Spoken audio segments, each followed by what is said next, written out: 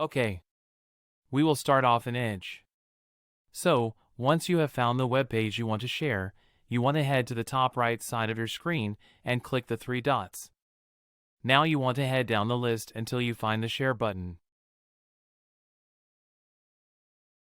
Now select your type of communication service. I will use Gmail. You can now type in the person's email that you want to receive the email. You can also add things to the email.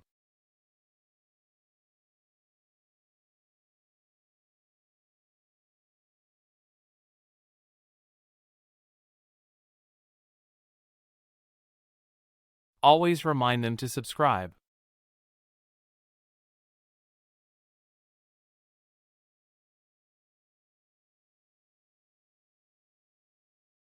There are also many features you can add within your email.